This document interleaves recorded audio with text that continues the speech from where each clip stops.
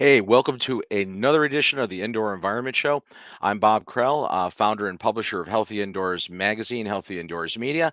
And as always, I'm joined by my co host, Mr. Don Weeks, who is the president of the Indoor Environmental Quality Global Alliance, coming to us live from Ottawa, Ontario, Canada. And we're in sunny Syracuse. It's actually sunny today here. Weather's good. Oh, Your that's good. Canadian wildfires have stopped clouding my sky, so we're a little bit better shape now. Yeah, they're out west now, British Columbia and all that area. So, Well, yeah, that's the thing. It made it real for us though this year because yeah. all these years of hearing about the West Coast wildfires, here on the East Coast, especially for us, we never were or it didn't appear to be impacted by it. That's not to say we weren't impacted a little bit by high levels of PM 2.5, which I think might be in the discussion today. You never Anyway, know. yeah. So yeah. But anyway, I remember the first morning waking up and going out to the orange sky, going, "This isn't Mhm. right." Right. It was Uh, a pretty messy deal, to say the least. So it reminded me of the Red Planet or something like that, some science yeah, fiction. what's crazy is my Mhm. wife goes, is like, is there anything bad? And I go, I literally took out a laser particle counter and I'm looking, doing that count, doing the PM 2.5 extrapolation. I go, yeah, put on a freaking N95 before you go out of the house. The weather is not good out there. So No, it was pretty anyway, pretty messy. So anyway, we have a good show today. Two good recent graduates from Purdue University. First before you is introduce, sure. I got to cut you off Yep. because I didn't do the plug for our sponsoring Yep. organizations. So No problem. our broadcast, the Indoor Environment Show, is a joint collaboration between ISIAC, the International Society of Indoor Air Quality and Climate, and IAQGA, the Indoor Environmental Quality Global Alliance, and produced by us at Healthy Indoors Media and Healthy Indoors Magazine. Okay, sorry, we're good now. No problem. We have two good guests today. First one up is Satya Sundar Patra, and he is a graduate research assistant at Purdue University. He's also in the process of earning his PhD in civil engineering. His interest and dissertation is on indoor particle dynamics in residential buildings, from a few nanometers to the lens of micrometers. And I'm sure he'll explain that to us. So, hello, how are you today? Bringing everybody in here. Hi, I'm doing good. How are you? Good, good. We're doing fine. And our second guest is Gordon Cross, who has earned her master's degree in environmental and ecological engineering and will continue into her doctor of philosophy and civil engineering this month, August 2023. Her concentration in her research is focused on indoor air quality assessment and impact on human health and well-being. And since 2021, she's been a graduate research assistant at Purdue University College of Engineering. So welcome to you too as well. Hello. And I wanted to point out to everyone that the program, those many of you are watching the show live on the Healthy Indoors Global Community Platform. This is the website. It's global.healthyindoors.com/ over indoor environments. And you can just go on the left tab over and on the browser there and find the Indoor Environment Show. And also this recording, the video recording, as well as an audio podcast version, will be available there after the program. And it's free. Anyway. Great. It's always good to have free. There's no doubt about that. Free's better than not free. You're right. Exactly. All right. So let's. I'm going to alternate between the two of you in terms of questions. So I'm going to start first with Satya. And as I stated in the introduction, you were you started your university education at Indian Institute of Technology (ITT) with a integrated bachelor's degree and master's degree in technology in civil engineering. You're currently attending Purdue University for PhD in civil engineering. Could you tell the audience how each of these degrees are related? Sure. So, both my degrees at IIT and at Purdue are in engineering. So, in my bachelor's and master's degree, I learned the foundation of engineering, and being in the stream of civil engineering, it taught me how to think critically about engineering better living spaces. Now, in my PhD, I am using those basics to really focus on something that is the quality of air inside living spaces. So for me, in all these degrees, it's like I learned earlier the concepts in my bachelor's and master's, and now using it in application during my PhD. So, I mean, the first degree that you got out in India Institute of Technology, were you thinking at that point that you might get into something involving indoor air quality? So when I enrolled, I would say no. Like when I started, it was more like, okay, fine, I'm exploring different options in civil engineering. But then as like I learned more about each of the individual topics, then I got a scholarship to do my research here at Purdue University as an undergrad researcher. So that's when like I thought, okay, fine, I need to do something in the indoor air quality. Okay, that's good. All right, and Jordan, you started your university education at Florida A&M with a bachelor's degree in psychology. Then you attended Purdue University for a master's of science in ecological and environmental engineering, and you're also earning a doctorate in philosophy and civil engineering from Purdue. Can you tell us how each of these degrees are related?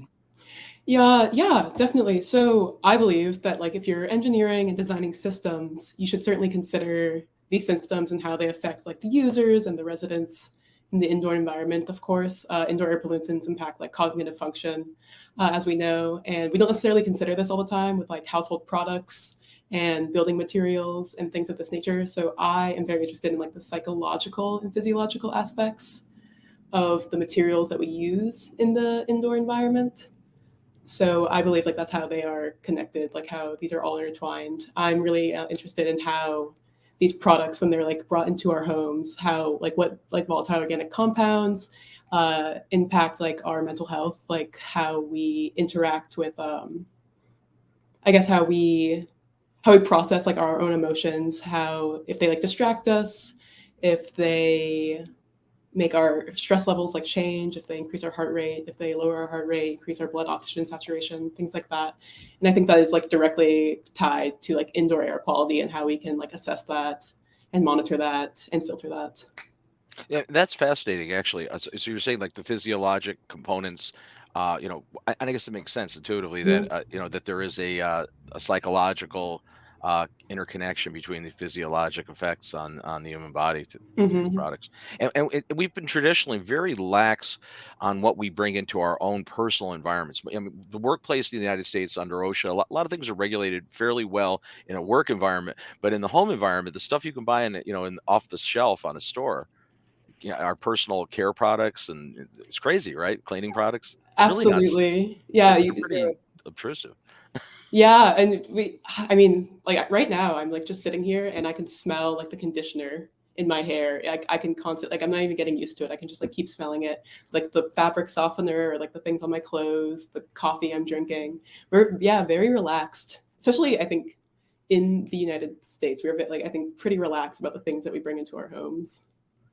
Yeah, in many cases, it's not only things we bring into our homes, but we bring into our workplaces too. I mean, people bring in a canister of Febreze and spray their area, right?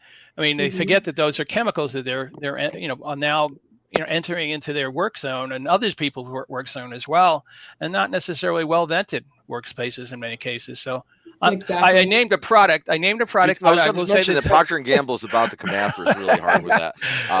Let's not single them out. There's literally thousands Many of of products that them we bring in every day. Yeah, sorry about that, but I will tell my Procter and Gamble friends that I was meaning a wider span of products, not just them.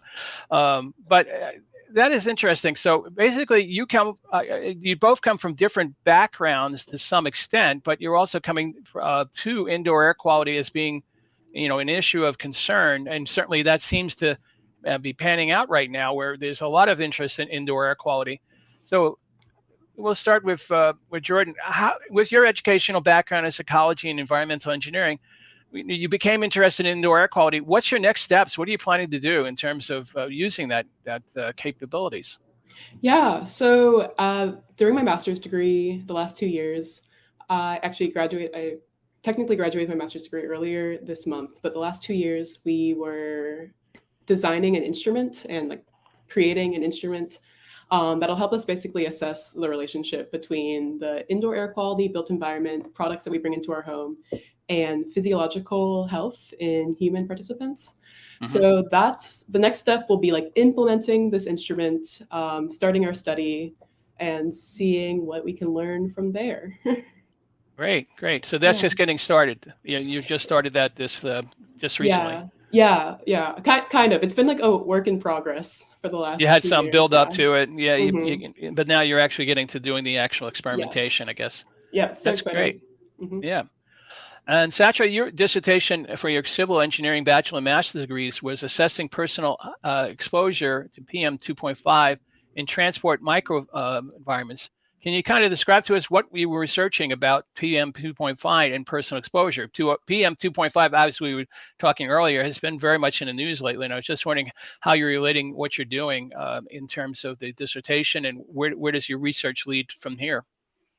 Yeah, so in my bachelor's and master's thesis, we conducted a measurement campaign in India where we collected the PM 2.5 data from the high occupancy bus transits, like the public transits, and also we measured the PM 2.5 exposure for pedestrians in the sidewalks. So in the measurement campaign, it was like about 6 months. We did collection of data in both the buses and for pedestrians. And for pedestrians, we found that for PM 2.5 exposure, there exists a concentration gradient that showed that with increasing height, there is a reduction in PM 2.5 concentrations. And also we found that external factors such as wind speed, the traffic volume, and traffic composition, they do affect this PM 2.5 exposure. For example, higher wind speed would disperse the particles more efficiently, that reduce the overall exposure, and higher traffic volume and some kind of the vehicles can lead to elevated PM 2.5 levels. So that's what were the major findings for the pedestrians. In public transits, apart from PM 2.5, I developed a Wi-Fi MAC scanner. So using a two-level filtration algorithm, we were also getting the data for real-time occupancy inside the public transits, because like it's a high occupancy environment. And one of the major results over there was we found that the PM 2.5 levels inside the cabins of public transits, they are positively correlated to the occupancy, the number of people inside the public transits. So it's like indicating the more crowded the public transits are, the PM 2.5 levels are higher. So these were some of the findings that were in my bachelor's and master's thesis. So you said, go ahead, sorry. Bob. Go I ahead. just add a follow up on that quick. So that makes sense. Well, I just curious, what type of levels typically were you finding in the outdoor environment as far as PM 2.5? And I know that probably varies greatly based on what's going on, but I mean, just give us an idea of what kind of a range you were typically running into. So these were real-time measurements in 1 minute intervals. So for pedestrians in outdoor environment, the measurements were in India, Chennai.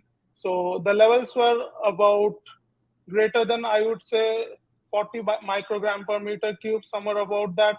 But in closed spaces like buses, we were like getting about more than 50 or 60 microgram per meter cube from there. Yes, that's pretty high. Okay. So you said, I believe it was Chennai that you did these experiments in. Yes. Have you had any opportunity, or do you know of anybody else who's doing it in other cities in India at this point? This type of measurements? I am not sure about it, like if they are doing it right now, but there are definitely other studies that have measured the PM 2.5 and other pollutant levels inside different transport modes. And is there some follow up here in North America that you might be doing as well in terms of those tests? I have not come across, and that should definitely be some studies that are doing. But my focus shifted from the transportation mode to indoor air quality in residential buildings. As I said earlier, in 2018, that was the time when I got the scholarship. I came to Purdue University, and it's funny because I worked as an undergrad researcher in the same lab that I'm currently doing my PhD with Dr. Boor, and that's where I started my research on indoor air quality. And then I was like, okay, fine, this is something that affects almost everyone because we spend most of our time indoor, may it be in homes, in offices, in schools. So it's like, okay, fine, this topic is much more of interest to me. So I shifted from those pollutant measurements in transportation modes to measuring the particles inside buildings. Yeah, I mean, I was in India 7 years ago, in Delhi in particular, and this was August, about this time of year actually. And I remember we never saw the sun. It was definitely a polluted time of year. But you know that's also now with the fires in wildfires in North America and elsewhere. This is becoming a big focus of concern for people about PM 2.5 and how it affects people's health. You have any insights on that at this point? So definitely, like the fine particles, the PM 2.5, which we talk about, which is the particulate mass for particles that are less than 2.5 micron. And we do see a lot of sources outdoor that produce this high level of PM 2.5, like wildfires. Also indoors, like some of the sources like cooking, they produce all these ultrafine particles that can contribute to respiratory burden for us. These fine particles can definitely go deeper into our lungs, and they can go into the tracheobronchial or even deeper into pulmonary regions that can definitely uh, cause some adverse health effects. So particularly in buildings where people spend most of their times, and also outdoors. And the buildings are also important because the outdoor air, if it's polluted, that is again being brought back into the buildings. So it's all connected. And then the human health, that we are again breathing in that air. So And Yeah. we have not traditionally in the indoor environmental industry really focused on ultrafine particles. You know, because yes. a lot of practitioners are out there with 6-channel particle monitors, you know, and you're looking at, you know, usually the 0.3 or 0.1 micron, Yes. you know, to 10 micron is what we spend, you know, at least as consultants, we spend a lot of time looking at that in field studies. And the ultrafines obviously, you know, pose I think a significantly greater risk because our body really doesn't have defense mechanisms against those. Definitely. So it's more about like the measurement techniques, I guess, for like 0.3 cutoff that is just mentioned. Most of the optical instruments can measure that, the low cost one, but for measuring these ultrafine particles, we need specialized instruments, something like SMPS, or something that can charge these smaller particles, and then that they can be detected. But yes, these ultrafine particles are definitely because they have a much higher potency due to their very small size but higher surface area. They can carry more toxins. So they are definitely something of concern, both in outdoor I'm and aware. indoor. I was gonna say I'm aware of too of a lot of handheld, or not some handheld technology, you know, that coming from traditional laser particle counter manufacturing companies are going to be offering that in the not too distant future, where they will have, you know, affordable, you know, there's still going to be several $1,000 devices, but devices that can in real time look at, you know, smaller size than the 0.1 micron size particles. I mean, currently, like the handheld stuff agglomerates, or that's really the way it does it. It's not really measuring the ultrafine. It's kind of agglomerating it to a 1 micron size, right, and then doing a read of that. Anyway. So, Jordan, with your educational background in psychology and environmental engineering, you're now getting a PhD or a doctorate in philosophy, specifically on your doctorate presentations coming on indoor air quality assessment and an impact on human health and well-being. Can you just kind of describe what your research is is going to be about, and what you have found out, if anything, at this point. Yeah. So, like I said, we spent the last 2 years developing an instrument, and in the near future, we will be testing this out with in our studies. So, the instrument essentially is a chamber that uses pollutant-free air and like particle-free air, free of excess ozone and things like that, to assess emissions from different household products. From there, we use mass spec to see what like the behaviors of the different VOCs in household products. So the first thing we want to test is like a wax warmer. See what the different like emissions are going to be like for different kinds of wax. And then we can dilute these samples, and at the different dilutions, we can put them out through a sniffing port and have participants sniff them.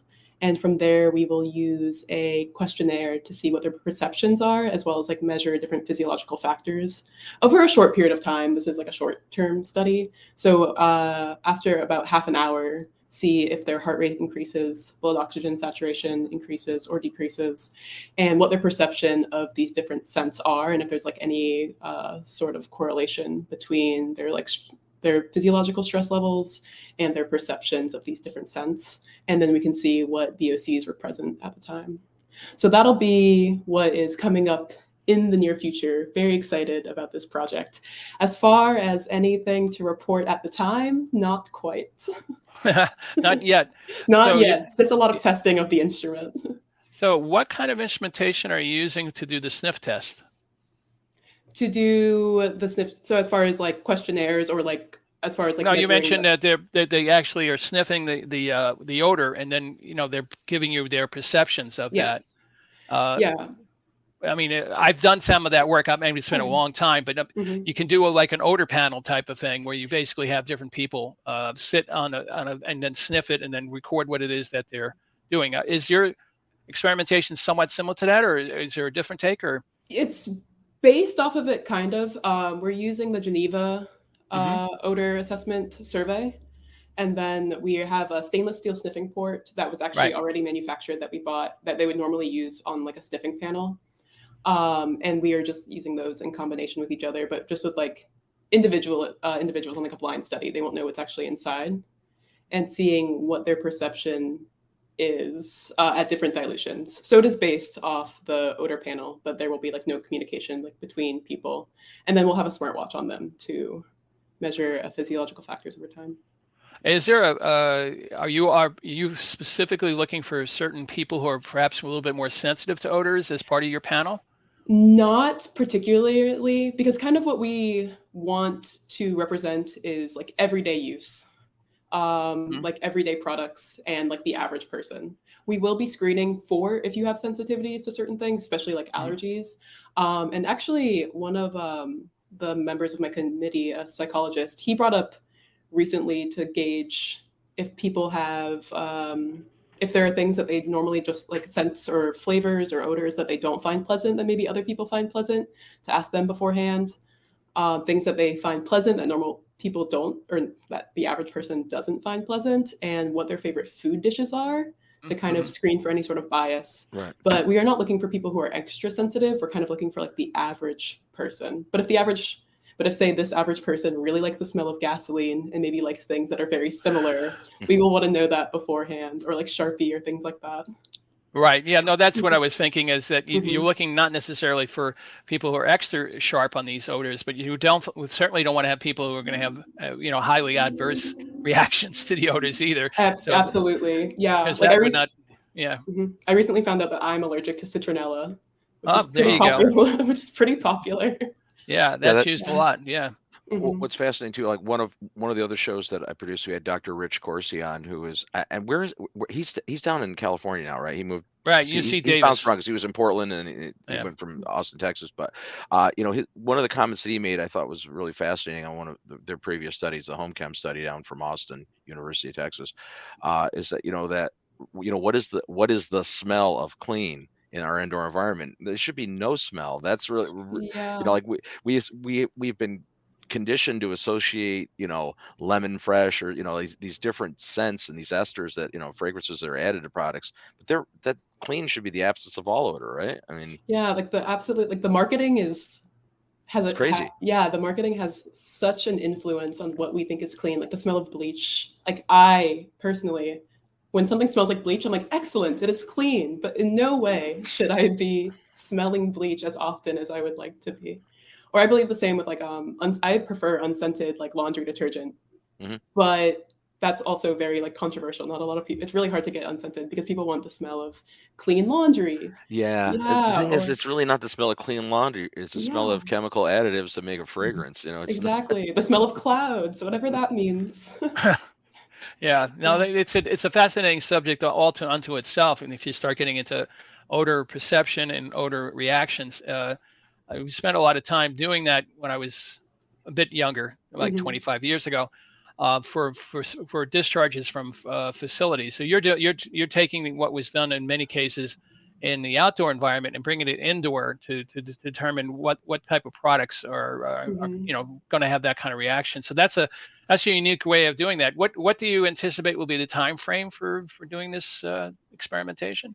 So like the time frame for the study overall, we are looking at 1 or 2 semesters. So we're looking at this fall and spring. And after that, we're hoping that we will have everything, at least for this version of the study, that we need. And we can start, at least after fall, start looking at the data, putting it together. And I assume publish it at some point too. Yeah, we've been working so hard. We definitely want to publish it. Right. Great. Thank you.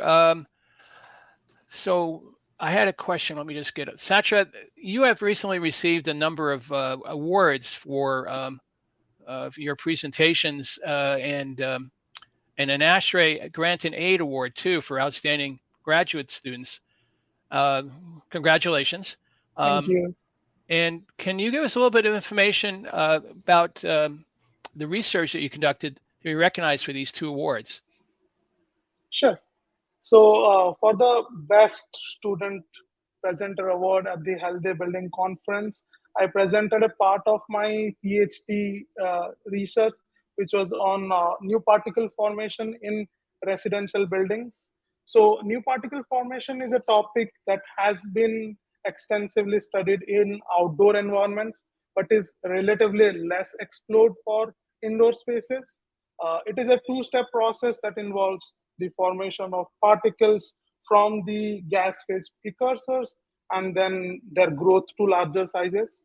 So we conducted a field campaign here at Purdue at the Purdue ZH test house to test some of these common indoor activities such as cleaning, use of aromatherapy product, and we found out that these products can trigger indoor new particle formation. And then we found out that the formation and growth rates for these indoor new particle events are significantly higher than what is being reported for outdoor environments. So this was the part of the research that I presented at the Healthy Buildings Conference. And as it is great that this presentation received the award. For the ASHRAE Grant-In Award, I received this grant as a full-time graduate student working on research that aligns with ASHRAE's focus on high-performance building and HVAC technologies. So my planned dissertation is on indoor particle dynamics in residential buildings that spans from few nanometers to tens of micrometers. So this award was based on several evaluation criteria, including academic performance, the quality of my thesis plan, and a recommendation from my advisors. Great. No, those are 2 outstanding awards to get, and I again congratulate you on getting those. So, but our other shall we say guest also has received some awards recently. You had a 2023 third place award at Healthy Buildings Europe, the same conference that Savi just was talking about, and presidential excellence awardee. I assume that's from IAQ, if I'm correct. Is that right? I believe that was from Purdue. I think. Oh, Purdue. Okay. Yeah, that was from Purdue. I think all states, or maybe not state schools, but public schools have some version of that. Yep. And then the final first place poster award for NSBE, which is National Society of Black Engineers. I see. And that was a Technical Research Expo. You got a first place in that as well. So if you could give us some description of some of the work that you had, particularly for the two posters. Yeah, definitely. So the Healthy Buildings one was a little bit more updated, but I essentially laid out the systems that we're using for the chamber that I was speaking about earlier and how we intend to use it, which I'm really glad resonated with people because I wasn't sure if anyone was going to find that quite as interesting as I do. But essentially with that, I broke down like the different systems that we're incorporating into the chamber. We designed a relative humidity system to control the humidity that we have inside the chamber to represent what the outside air would be, but we are doing that with deionized water to make sure that it is pollutant-free as far as we can get control. We have fans inside the chamber that will circulate the air. We have a temperature and relative humidity probe, so we can monitor that via lab view. 2 mass flow controllers that control the wet and dry air that go inside of the chamber. We have also purchased a zero air generator to make sure that all the air that goes in is super filtered. And then, of course, we are diluting that at different intervals and putting out through the stainless steel sniffing port and given to our participant with an IRB approval, of course, and seeing how they perceive that and how their body perceives it. So just breaking all of that down, I presented that with the posters, which again, these were my first 2 posters that I'd ever done at a conference. So I'm really glad that they resonated with people. Oh, no, it's great. It's always good to get that feedback. And I find that, being at the conferences where you do have posters, there's a lot more interaction with the presenters and the people who are passing by, rather than in the actual presentations where people might be afraid to raise their hand and ask what they consider to be perhaps not a very bright question. You can say all the crazy things at the poster, nobody really is recording any of it. So it kind of gives you some freedom to do that. So yeah, I did appreciate that one-on-one interaction, especially at Healthy Buildings, where it was very niche and everyone had a pretty good idea about indoor air quality and the environment. So that was very, very nice. And Satya, you also received a Ross Fellowship, which recognizes academic excellence with 4-year of stipend salary and tuition coverage at Purdue. You awarded that in 2020. Can you tell us more about the Ross Fellowship and what the student applicant needs to present in order to receive the award? Sure. So I believe Roche Fellowship at Purdue, it's a recruitment fellowship. So all the incoming graduate students that apply at Purdue are automatically considered for this. It's granted by the department and is mostly evaluated based on past academic achievements and the potential to do well in graduate school. I believe my early exposure to research here at Purdue through the Purdue Undergraduate Research Experience Scholarship helped me a lot to get this award. And as the award, did you ever find out why it was called the Roso Award? What was the name of the individual? I have no clue about that. Okay. Why is it named as the Ross? Yeah, no, usually it's somebody who's either a professor or has been a large donator or something of that nature. But it's always good to get an award of that nature. That's for sure. So that's a 4-year award too, I guess, right? Yes. It's for the entire 4 years of my PhD. So that will still be happening this year then for you. Yes. Good. And so for both of you, I'll give you both a chance. Obviously, you've both of you, because of the presentations that you've done, attended Healthy Buildings 2023 conference in Aachen, Germany.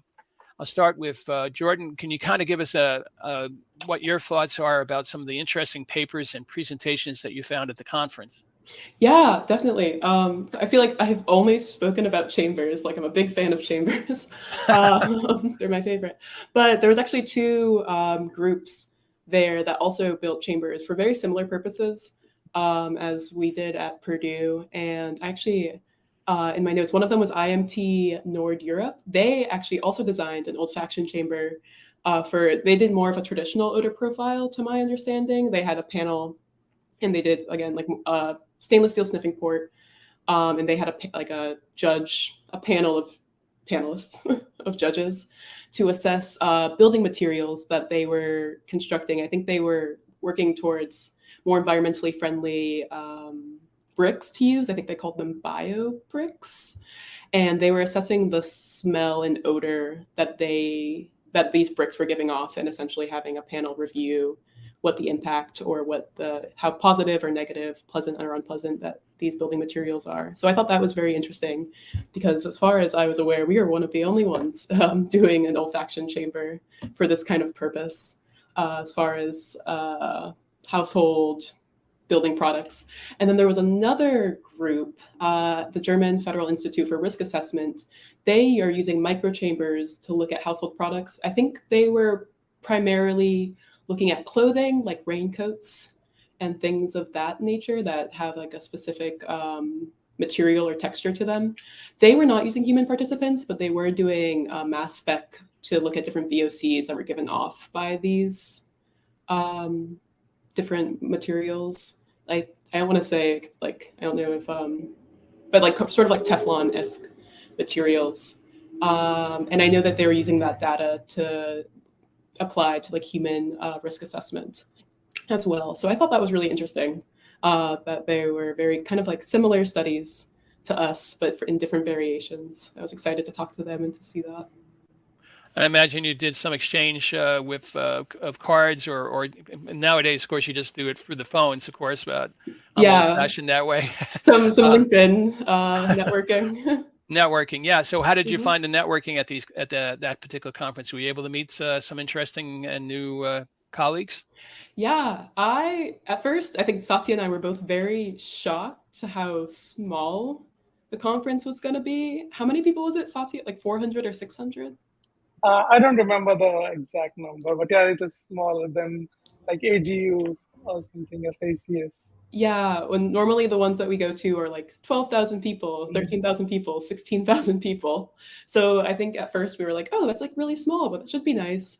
But when you got there and you went to some of the networking events and you saw the same people over and over again, and then you'd be like, oh my gosh, I talked to that person. Now they have a very specialized talk I can go attend and talk to them afterwards, because we already have a relationship a little bit. I found it very pleasant. It was very good for networking, especially because it was a lot of the people that we work with who are overseas. Normally, some of the people that we collaborate with, it was my first time being able to meet them in person. That's great. Yeah, so it was very exciting. I really enjoyed it. I can't wait for the next one. Well, the next one, I believe, is one in 2024 in Honolulu, Hawaii. So we'll see if we make it to that particular conference. Yeah, we'll see. We'll see how that goes. Just raising my eyebrows. It seems it might be a little. It seems harder to get to Hawaii right now than it was to get to Germany. Yeah. Certainly with the disaster they had with the fire there, certainly it's going to be a little bit more difficult, obviously. And it's not until 2024. I think it's September, if I remember. Bob, it's Rich O'Shaughnessy's postponed, multi-time postponed because of the pandemic conference that he's trying to run there. We know Richard O'Shaughnessy through the University of Tulsa and through a lot of other. He's the chair of that particular conference in Healthy Buildings America. So a little bit different. So Satya, how was your experience in Germany? I learned a lot. Definitely, I learned a lot attending different talks. I initially thought there won't be much about particles. It will be about more VOCs, but I was surprised to find like there were talks about particles, about the dynamics of particles. If I remember, there was a talk from Prof. Kinnis' group from the University of Texas, where they discussed how indoor fungal communities had an overlap in different locations inside the homes. So we are currently in a project where we are collecting indoor dust, and analyzing that. So that was pretty similar. And then I really learned a lot from that presentation. Also, there were some talks about the particle dynamics, the resuspension of particles, if I remember correctly, from Prof. Listeners group at EPFL, where their group presented a mannequin-based study on the impact of clothing and airspeed on the deposition of inhalable particles. So yes, I did talk to all of them, the profs who were like we were reading their papers. Now it was a platform where I could literally talk to them and then share some ideas and then learn from whatever they are doing. So it was a great learning experience for me. Yeah, I think that's the big advantages of conferences over even these types of webinars or webcasts. The interaction you have at a conference is, in many cases, a lot different than what you have, through Zoom or some other means. Definitely. So it's good to do that.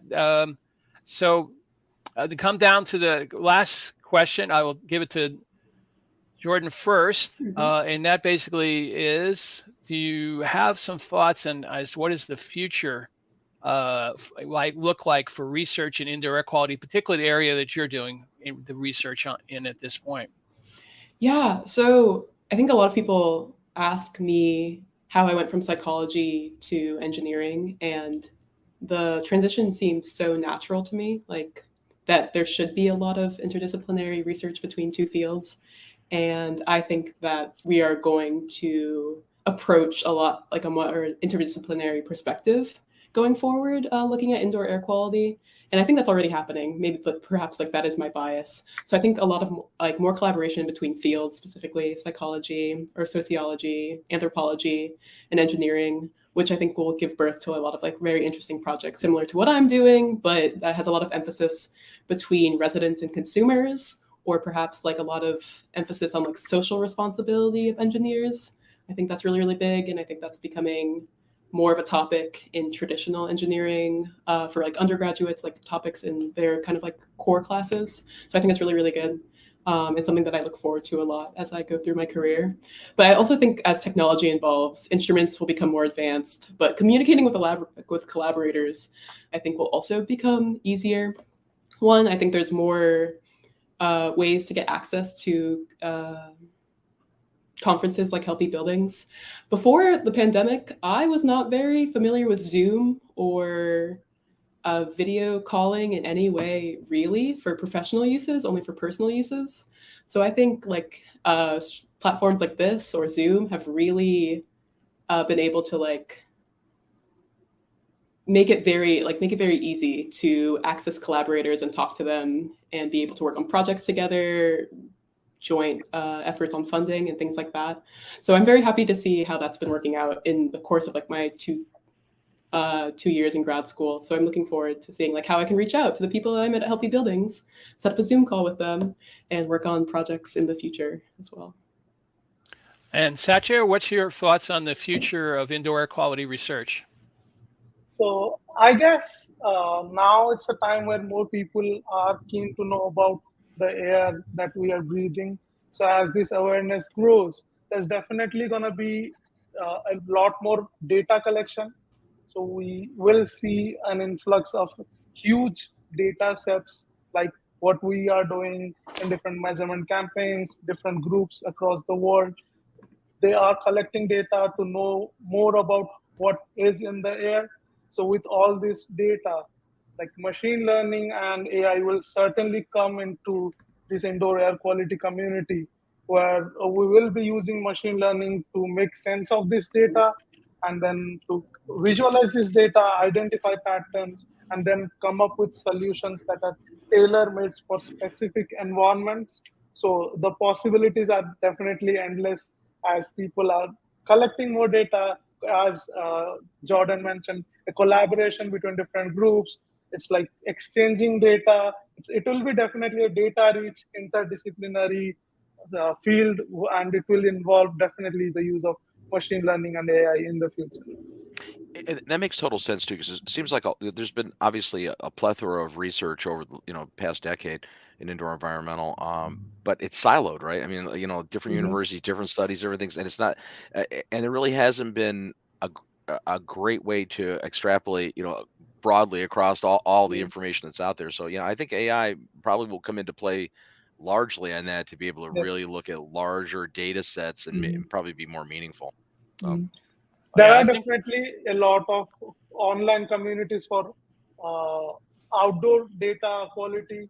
So I believe as like more and more people will collect indoor data, there might come up something similar where we can have some kind of online networks of indoor data which can transfer, talk to each other, and like see the bigger picture of it. That's all really exciting. I mean, I have to, Don, I'd be remiss if I didn't throw out the fact that, the global community platform that we've set up, which is free now, would afford you that opportunity to set up a space and actually have that community Great. amongst, researchers around the world to be able to share data and actually even video chat in real time on it and everything. So that's one of the things that we've been really pushing hard with Healthy Indoors is to create that space, because there really isn't a space collectively where it's a repository, but more importantly a space where people can actually get together and meet. So so stay tuned with that too. Yeah, and I'll also put in a little plug here for both of you to consider two organizations that I've been associated with for many years that do a lot of indoor air quality work, but are not necessarily specifically research, although research is a big part of one of them. And that's ASHRAE, American Society of Heating, Refrigeration, and Air Conditioning Engineers. They have a program each year that they look at current applications for research into a variety of different units of, for example, in heating and ventilation, but also in indoor air quality. And those grants can go up to as much as $2 million a year. So it's something that you might want to consider getting on there and seeing what's what, because obviously, part of the game is getting the money in so that you can do the research you want to do. And so getting a proper application in would be good. The other one is American Industrial Hygiene Association. Jordan, I heard the number of different professionals that you included in what you think should be the future. I would ask you to consider definitely including industrial hygienists as part of that group. They are now in the process of doing something called the Grand Challenges, and their Grand Challenges go from 15 to 20 years from now. There's a lot of strategic planning as well, but one of the things that's coming up is the inequality in exposures, which is definitely a big issue in many places. So you might want to consider at least looking at their web pages and, hey, attend one of their conferences too. You never know what you might run into in terms of people that are talking about these topics. So yeah, and is their acronym AIHA? AIHA, yes. So their website would be aiha.org.